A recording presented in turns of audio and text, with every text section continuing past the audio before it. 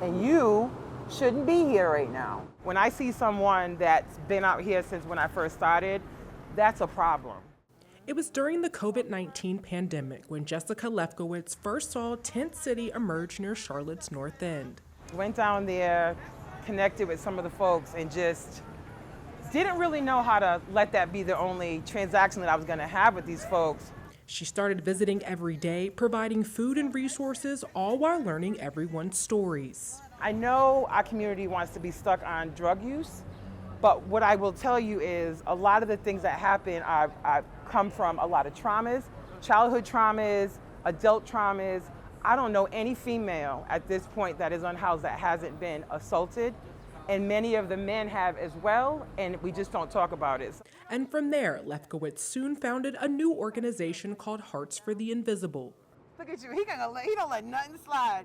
For the last 4 years, Hearts for the Invisible has worked as a street outreach agency, helping to provide various resources for those who are unhoused. We'll be walking out here and we're going to try to identify folks who are unhoused that may not have touched the system and begin that engagement process. We have to get folks to trust us. So the engagement process is critical. City leaders say supporting street outreach is just one piece of a much broader focus when it comes to addressing housing and homelessness challenges in the community. That's why earlier this year, the City of Charlotte provided Hearts for the Invisible with $500,000 to help create a center city outreach team. So sometimes we just ask them, how's your day going?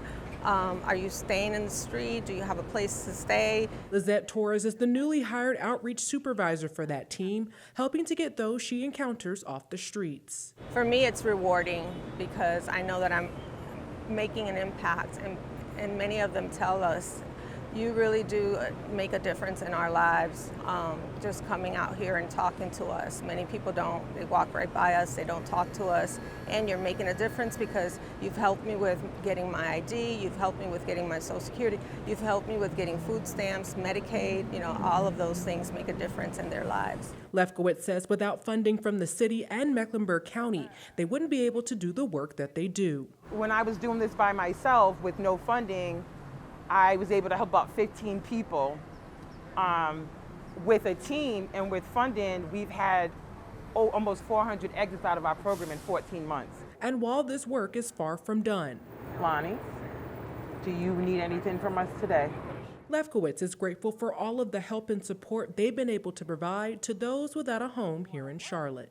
20 years outside is unacceptable for anybody to be unhoused in Mecklenburg County or the United States. But we are still grateful that the county and the city are willing to fund this type of work so that we can impact the lives of folks who are unhoused and fight to get as many people off the street as we possibly can.